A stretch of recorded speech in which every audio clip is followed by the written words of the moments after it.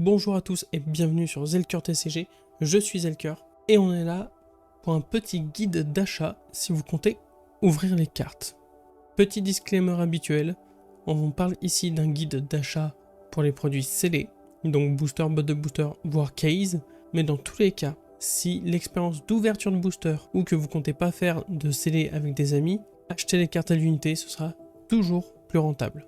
Ceci étant dit, vous l'avez vu dans le titre, aujourd'hui on va parler de Nu et d'Enigma, et on va commencer par ce qui sera sûrement la partie la plus rapide de la vidéo, Nu. Donc on passe directement à la decklist. J'ai repris, et ce sera pareil pour toutes les futures vidéos de ce format-là, le même concept que j'ai fait avec Kaio, c'est-à-dire que la decklist que vous allez voir, c'est pas une decklist jouable, c'est une decklist où chaque carte représente une quantité dans laquelle j'ai trouvé quand j'ai fusionné, fait la moyenne de plusieurs decklists. Donc ça veut pas dire que les gens ne jouent qu'un seul Blanche, mais ça veut dire que Blanche a un tiers de présence.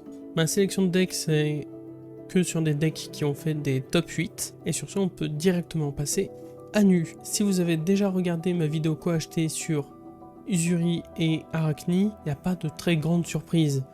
On retrouve les Flick Knives, qui sont de Outsider, avec le Scale Pillar. On a une nouvelle entrée, Vengeance of Determination, qui sera très fort contre Enigma, qui est aussi de Outsider, mais aussi une légendaire.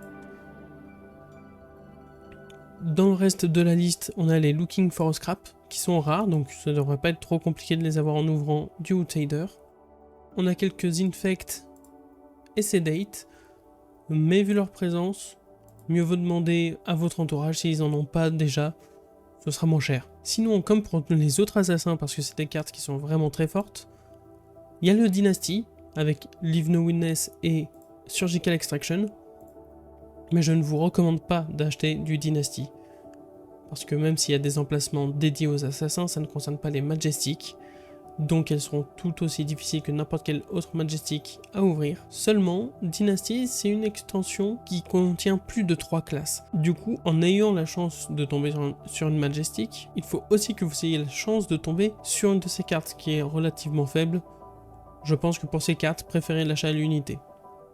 Sauf bien évidemment, si vous comptez jouer une autre classe qui est présente dans Dynasty. Je vous afficherai la liste des classes qui sont présentes dans Dynasty. J'avais oublié pour Outsider, forcément le codex, que je ne présente pas parce qu'on en a déjà parlé, et pour les personnes un peu plus vétérantes, c'est très connu. Petit passage obligatoire par HP1, qui vous donnerait la chance de récupérer Command & Conquer, les E-Strike, Fate Foreseen, Sing Below et Sigil of Solace, qui sont des staples.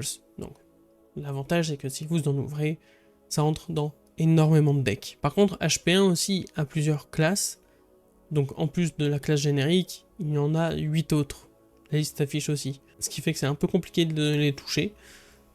Par contre, si vous débutez, HP1 est toujours une très bonne extension pour découvrir la multitude de classes qu'il peut y avoir dans le jeu.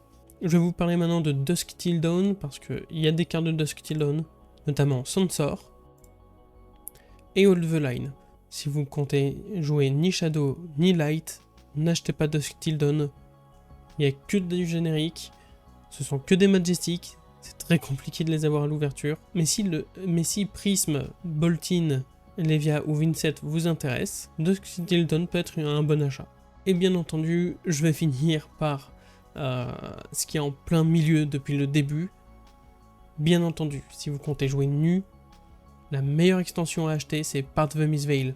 On a énormément de cartes qui viennent de cette extension, notamment plein d'équipements, les Arousing Wave, les Undertow Stilettos, qui sont en plus des équipements qu'on a relativement facilement, Mistblade qui est carrément un token, donc ça, il n'y aura pas de souci.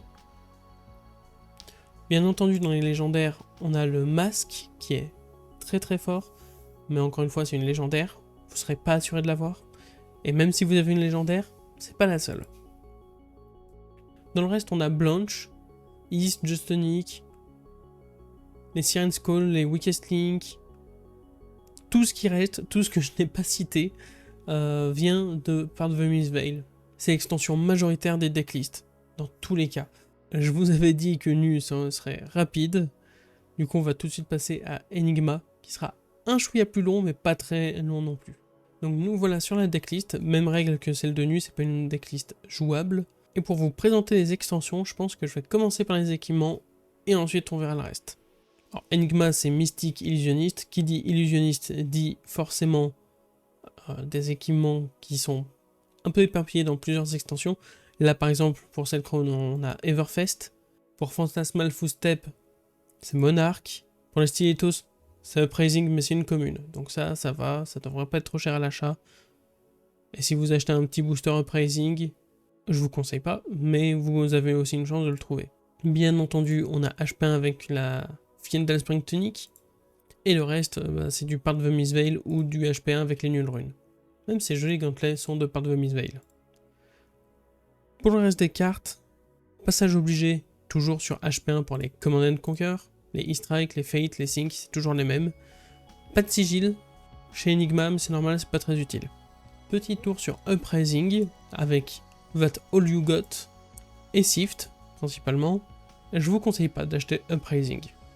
Pour deux raisons, il n'y a que des génériques qui vous intéressent, aucune illusionniste, d'autant plus que c'est une extension. Si vous ne considérez pas jouer Faille, c'est pas une très bonne extension à acheter. Il y a deux héros qui sont Living Legend, donc 2 tiers de la boîte qui vont pas vous servir, ou alors pas avant un moment. Du coup je déconseille Uprising, au même titre que Outsider. Outsider c'est l'extension du cœur, vous le savez, mais pour le coup, c'est que pour Amnesia, on n'achète pas une extension pour une seule carte, d'autant plus Majestic. Il y a une carte, Dissolve Reality, qui est très forte, mais c'est du Aviators, un expansion slot de Aviators. Donc les chances de l'ouvrir sont très minces. Par contre, si Brute Gardien ou Guerrier vous intéresse, n'hésitez pas. Ce sera le petit bonus de l'ouverture. Mais je vous conseille pas si c'est que cette carte que vous recherchez. On passe ensuite à Monarch, qui a le même problème que Dusk Till Dawn. Je vais mettre ensemble. Toujours, si vous jouez ni Light ni Shadow, en tout cas si vous comptez pas y jouer, c'est pas une bonne extension, c'en est bourré. Là on va chercher surtout des génériques et des illusionnistes purs qui sont minoritaires. Par contre, si c'est quelque chose qui vous intéresse, allez-y les yeux fermés. Pour Dusk Till Dawn, on a Flicker Trick, qui a pas des masses jouées en plus. On a le Hold the Line, le classico. Mais surtout, si jamais vous en ouvrez, franchement, vous êtes chanceux, des Warmonger, qui sont de très bonnes cartes de side, bien chères, ce qui pourrait vous inciter à acheter du Dusk Till Dawn, mais je préfère vous en faire tirer que ce sera toujours plus rentable quand même, à l'unité, même si elle est un peu chère. Pour Monarch, après, on a de la commune, certes, avec ces deux-là, mais ce qui va le plus nous intéresser avec Monarch, c'est surtout le Fantasmaclasme, une très bonne carte, mais c'est une Majestic, et il en faudrait 3, c'est très compliqué de les trouver dans du Monarch. L'extension que je ne pensais pas recommander, mais en même temps je ne joue pas beaucoup illusionniste, c'est Everfest. Everfest qui déjà vous donne accès à la Crown of Reflection, mais surtout les Miraging Metamorph, les Ace Bending, c'est quand même pas mal. Surtout que c'est que de la rare, ce sera plus simple à avoir. Les Shimmers of Silver, très bonne carte aussi. Et même si c'est moins présent, This Round on Me, qui est toujours une bonne carte contre Ninja par exemple, ou toute classe qui va vouloir faire un peu de go again. Pour Aviators, c'est vrai, j'avais oublié, il y a aussi le Ripple Away qui n'est pas dans les expansion slots, mais ça reste une Majestic, donc un peu trop rare si vous jouez pas les classes présentes, ça reste une générique. Pour revenir vite fait sur Everfest, ça reste quand même une extension qui comporte beaucoup de classes, la liste s'affiche ici, donc toujours assez dur de trouver une classe en particulier. C'est pour ça que je conseille pas forcément son achat, mais si vous voulez vous faire un bon pool de cartes, c'est l'occasion. Et pareil que pour Nu, Enigma est aussi mystique, et donc la majeure partie des cartes, celles dont je vous ai pas parlé, sont bien évidemment de Part of the Mistveil, dont les fameuses Meridian Pathway, qui peuvent être très utiles, sur tout le traverse, qui va être très très fort avec Enigma, et pour le reste, à peu près tout ce qui est illusionniste pur, dont je vous ai pas parlé, c'est Part of the Mistveil de n'importe quelle rareté. Il reste Restless Coalescence qui est Majestic, ce sera un peu plus compliqué de l'avoir, Mais bon, c'est le système de rareté, on est au courant. Pareil pour les illusionnistes mystiques. Petite pause juste pour parler du frame que je trouve magnifique. Ils ont vraiment fait un très bon taf sur les mystiques. Je vous en ai pas parlé dans Nu, mais c'est pareil pour elle. Toutes les cartes qui vont transcendre, qui sont essentielles aux héros, c'est forcément Part of the Mistveil. Il y a aussi les Rage Spectre, Unravel Aggression. Donc Part of the Mistveil, c'est pas du tout une erreur. Si vous voulez jouer Enigma, c'est pas une erreur du tout.